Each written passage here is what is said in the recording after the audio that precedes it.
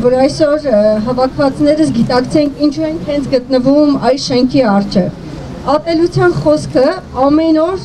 ավելի է շատանում դեպի արցախցիները։ Այստեղ ես մի քանի օրինակ էի բերել,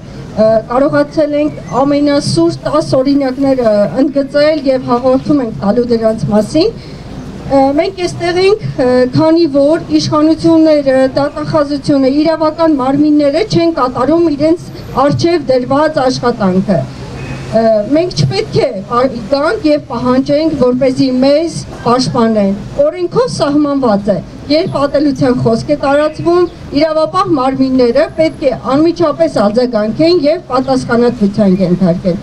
Օրինակ, երբ որ Տիկին Շուշանը կամ Արտաշատցի Աշոտը ինչ որ մի վատ արարքի անում, մենք չենք պրոյեկտում դա ամբողջ արտաշատցիների կամ աբովյանցիների վրա։ Իսկ այսօր եթե մի արցախցի մի վատ արարքի անում, ամբողջը պրոյեկտում են 150,000 մարդու վրա։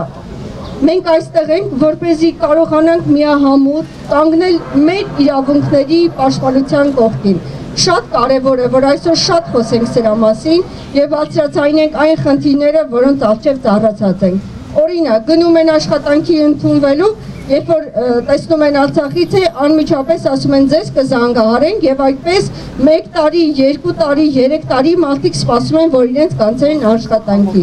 Այսպիսի օրինակները շատ են։ Օրինակներից ամենավառը ցավալին ինձ համար այն է, որ իշխանության գլուխգործոցները, այստեղ որ նստած կառավարության շենքում, հենց իրանք են ատելության խոսքը տարածում։ Ատելության խոսք տարածելը միայն ձեռնտու է թշնամի երկրի ադրբեջանական երկրի թշնաման հրահրելու համար։ Ես շատ երկար կցանկանայի խոսել եւ մանրամասն ներկայացնել, բայց այստեղ են իմ գործընկերները, իմ ընկերները, ովքեր որ հենց դուք եք տարանջատում ասում եք Արցախից հայաստանցի գոյություն չունի։ Այստեղ իմ ընկերներն են, ովքեր 20 թվականից սկսած կանգնած են Արցախցու կողքին, կարողացել են աջակցել, պաշտպանել, հոգ տանել միմյանց մասին։ Եվ ես խնդրում եմ, որ շարունակեք այդ ամեն ինչը։ Ես իմ ընկերներից մեկի Լիլիթ Բլեյանի խոսքերը, որ ամբողջ այդ ընթացքում իմ ուղեղի մեջ էր եւ պատտվում, ես ուզում եմ, որ այսօր Լիլիթի նման շատերը լինեն, Արամի Գևորգյան, Լիլիթի, Շուշանի եւ այսպիսի մարդիկ այնքան շատ են, իսկ մենք վերցնում ենք բացասական օրինակը։ Եկեք տարածենք այն դրականը, որ մեր մեջ կա եւ շարունակենք պաշտպանել թեկուզ արցախցիներին պաշտպանելով դուք պաշտպանում եք ձեզ, որովհետև եթե այսօր իրավունքները ոտնահարվում է Արցախի նահանգի ժողովրդինը, ապահովագրված չենք, որ Աբովյանի կամ Մասիսի շրջանի մեկ քաղաքացու իրավունքներ, այդպիսի իրավունքներ դուք տեսել եք, որ ոտնահարում են, Էմա Տատիկը,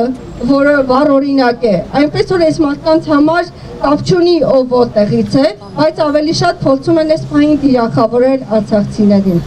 Եվ որպես մեր արձագանքը դրան մենք պարզապես փուչիկի նման այն վերև ենք բարձրացնում եւ ասում, որ սա մեզ համար ոչ մի բան չի նշանակում։